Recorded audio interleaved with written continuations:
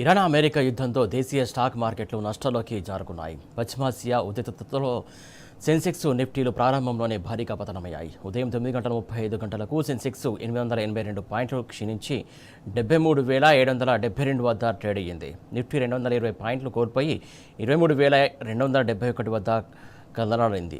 డాలర్తో పోలిస్తే రూపాయి మారకం విలువ 95.50గా ఉంది. దీంతో నిన్న లాభాల్లో దూసుకెళ్లినటువంటి ఐటీ రంగం నేడు నష్టాల్లోకి జారుకుంది. TCS, Tech Mahindra, HCL, Infosys, Eternal షేర్లు డౌన్ అయ్యాయి.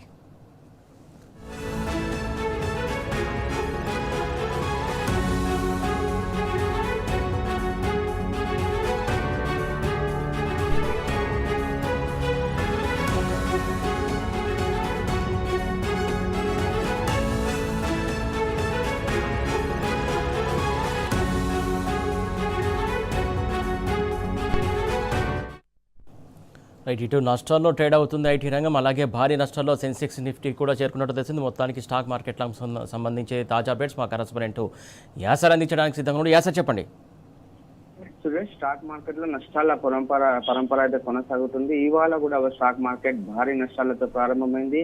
ఇవాళ సెషన్ ప్రారంభంలోనే భారీ నష్టాలతో సూచీలు ట్రేడింగ్ ప్రారంభించాయి. ప్రధానంగా మనం చూసుకున్నట్లయితే ఇవాళ మార్కెట్ ప్రారంభంలో ఒక దశలో 800 పాయింట్లకు పైగా నష్టాలతో సెన్సెక్స్ ఉంది.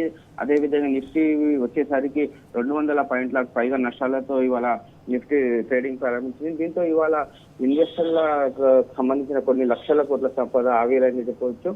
మెయిన్ గా మార్కెట్ డౌన్ ఫాల్ కి రీజన్ కనుక మనం చూసుకున్నట్లయితే ఈ రోజు అయితే మార్కెట్ లో భారీ ఒత్తిడికి గురవుతున్న పరిస్థితి ఉంది.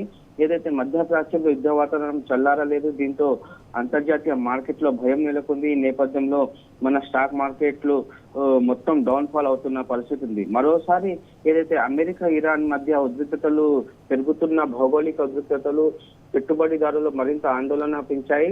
దీంతో మార్కెట్ లో అమ్మకాల ఒత్తిడి అయితే కనిపిస్తున్న పరిస్థితి ఉంది. అటు గ్లోబల్ మార్కెట్ల బలహీన సంకేతాలు అంతర్జాతీయ మార్కెట్ల ప్రతికూల ధోరణి భారత్ మార్కెట్లపై కూడా భారీ ఎఫెక్ట్ చూపిస్తున్న పరిస్థితి ఉంది. మొత్తంగా చెప్పాలంటే క్రూడ్ ఆయిల్ ధరలు పెరుగుదల, దానికి తోడు మధ్యప్రాచ్య ఉద్రిక్తతలు, ఒకవైపు రూపాయి పతనం, విదేశీ ఇన్వెస్టర్ల అమ్మకాలు, ఇవే ఇవాళ మార్కెట్ భారీ నష్టాల ప్రధాన కారణంగా చెప్పవచ్చు. దాంతో పాటు అమెరికా, ఇరాన్ మధ్య మళ్ళీ ఉద్రిక్తత వాతావరణం కూడా పెరగడం కూడా చెప్పవచ్చు. ముఖ్యంగా ఐటీ, బ్యాంకింగ్, ఫైనాన్షియల్ రంగాల షేర్లలో అమ్మకాల ఒత్తిడి ఎక్కువగా కనిపిస్తుంది. రూపాయి బలహీనత, పెరుగుతున్న చమురు ధరలు, అంతర్జాతీయ ఉద్రిక్తతలు కలిసి మార్కెట్ సెంటిమెంట్ ని ఇవాళ దెబ్బతీశాయి. ప్రధానంగా చూసినట్లయితే ఇవాళ డాలర్ తో పోలిస్తే రూపాయి మారకం విలువ 95.50గా ఉంది.